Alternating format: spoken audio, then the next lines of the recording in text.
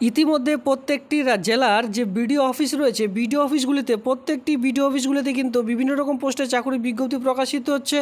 Group D, group সির সঙ্গে data entry অপারেটরের মতো বিভিন্ন রকম পোস্ট।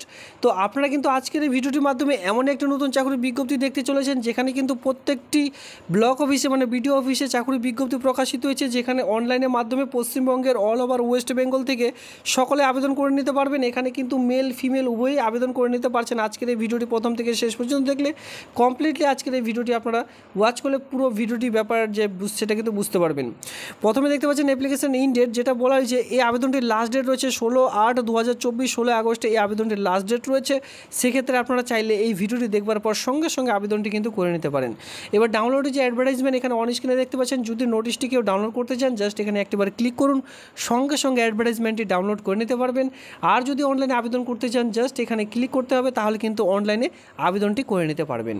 তো দেখুন, আমি আপনাদের একটু আবেদনপত্রটি কী করে করবেন সেটা দেখিয়ে দিচ্ছি, এরপরে সরাসরি চলে যাবো সেই রিক্রুটমেন্টের নোটিশটির মধ্যে।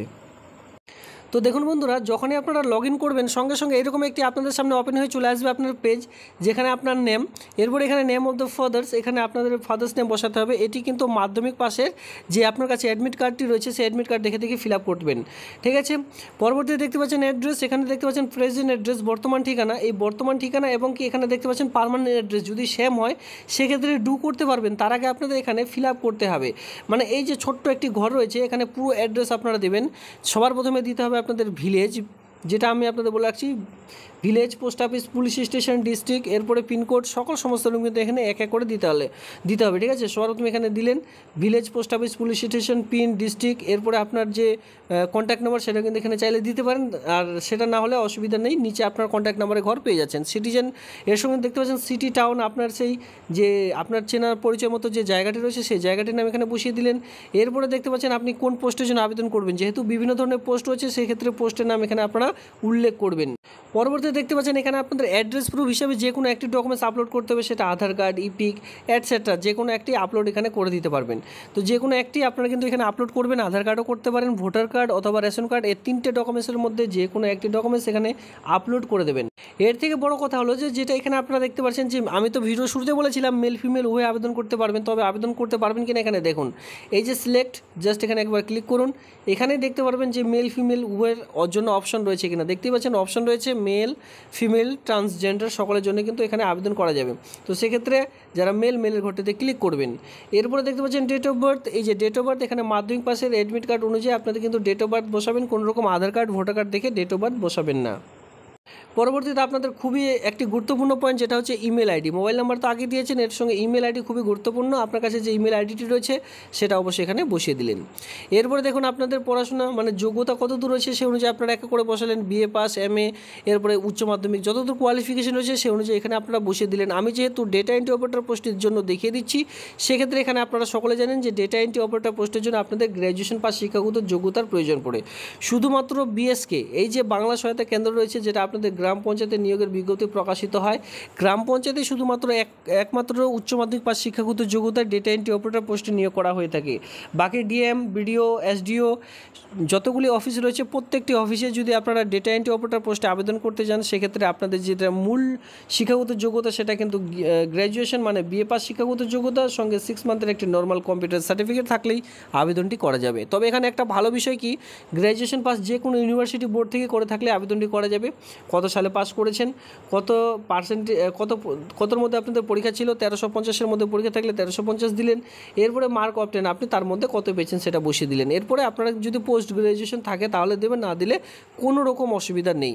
পরবর্তীতে দেখতে পাচ্ছেন আপনাদের কিন্তু কম্পিউটার একটি সার্টিফিকেট আপলোড করতে হবে, সেটা কোন কম্পিউটার কোন কোর্স করেছেন, কোন কোর্সটির পর আপনি কোথা থেকে করেছেন, সেই কম্পিউটার সেন্টারের নাম, কত সালে করেছেন, এই সকল আপনার এখানে দিতে হবে, ঠিক আছে। এরপরে দেখতে পাচ্ছেন আপনার এখানে ছবি আপলোড করতে হবে, যেটা কিন্তু 150 কেবিতে জেপিইজি বা পিএনজি ফরম্যাটে।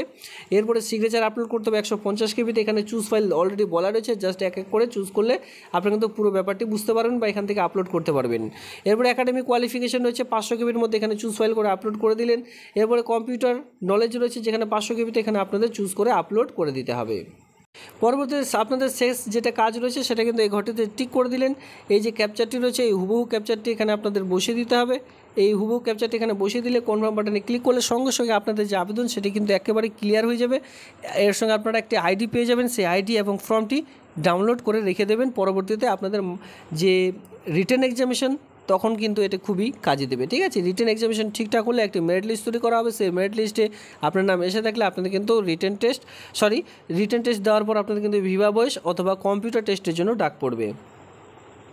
তো দেখুন, ইতিমধ্যে আমি আপনাদের আবেদনপত্র কী করে করতে হবে, আপনাদের নিজ ফোন থেকে আপনারা আবেদন করতে পারবেন সেই প্রসেসটি দেখিয়ে দিলাম। ডেটা এন্ট্রি অপারেটর পোস্ট রয়েছে, 15টি শূন্যপদ রয়েছে, যেখানে কিন্তু আপনারা 21 থেকে 45-এর মধ্যে যে কেউ আবেদন করতে পারবেন। 1/8/2024 অনুযায়ী আপনাদের যে বয়স সেটা কিন্তু ধরা হবে।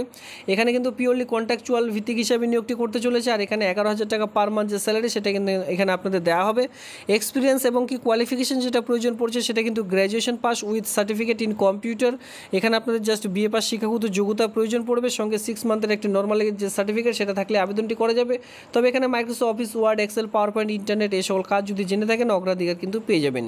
এবার এখানে কিন্তু সিলেবাসে উল্লেখ করা হয়েছে, যেখানে আপনারা দেখতে পাচ্ছেন রিটেন টেস্টের জন্য। সেক্ষেত্রে আপনাদের এটা অবশ্যই প্রিন্ট আউট করে আপনি কিন্তু আগে থেকে দেখে নিতে হবে, অথবা আপনারা চাইলে এটি নোটিশটি ডাউনলোড করে নিতে পারবেন। ডাউনলোড করার লিঙ্ক রয়েছে ভিডিওটির নিচে, ঠিক নিচে ডিসক্রিপশন বক্সে।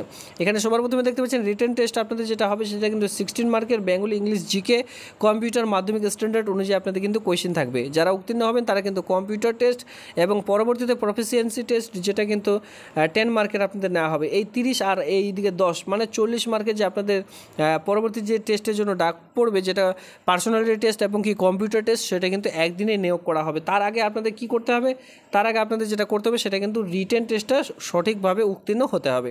তো বন্ধুরা, এই ছিল আজকের এই ভিডিওটি ভালো লাগলে অবশ্যই লাইক করবেন। এমনই নিত্য নতুন ভিডিও সবার আগে দেখবার জন্য চ্যানেলটিকে সাবস্ক্রাইব করে দিয়ে অবশ্যই সঙ্গে থাকবেন। ধন্যবাদ।